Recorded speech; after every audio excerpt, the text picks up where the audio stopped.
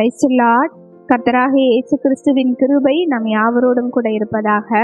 தேவன் நமக்கு பயமுள்ள ஆவியை கொடாமல் பலமும் அன்பும் தெளிந்த புத்தியும் உள்ள ஆவியையே கொடுத்திருக்கிறார் என்று எழுதப்பட்டிருக்கிறது. நம்ம நிறைய தடவை இந்த வாசித்த வார்த்தை அநேக வேளைகளில் நம்ம மறந்து போகிறோம்.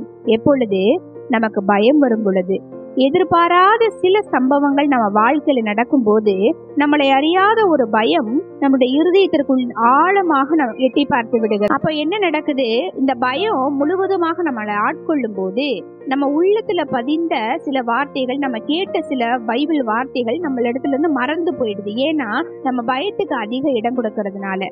அப்ப யாருக்கு நம்ம அதிக இடம் கொடுத்து நம்ம இருதயத்துல சில காரியங்களை பதிய வைக்கிறோமோ அந்த காரியத்தின்படியாக நம்ம வாழ்க்கையில அநேக வேளைகள்ல சம்பவங்கள் நடக்கும். அப்ப நம்ம என்ன செய்யணும்? பயம் வரும் பொழுது உடனே நம்ம இருதயமாகிய அந்த நல்ல பொக்கிஷத்துக்குள்ளார நல்ல காரியங்களை நம்ம விதைத்து வைக்கும் பொழுது, இந்த வார்த்தைகள் எல்லாம் நீங்க விதைத்து வைக்கும் பொழுது இது ஆழமா உங்க இருதயத்துல பதிந்திருந்தா, தேவன் எனக்கு பயமுள்ள ஆவியை கொடுக்கல, நான் பயப்பட மாட்டேன், பலமாகிய பிதாவாகிய தேவன், அன்பான இயேசு கிறிஸ்து, தெளிந்த புத்தியுள்ள ஆவியானவர், மூவொரு தேவனாய் என்னோடு கூட இருக்கிறார், நான் பயப்பட மாட்டேன் அப்படின்னு சொல்லி நம்ம அறிக்கை பண்ணி அந்த பயத்திலிருந்து நாம் வெளிவருவோம்.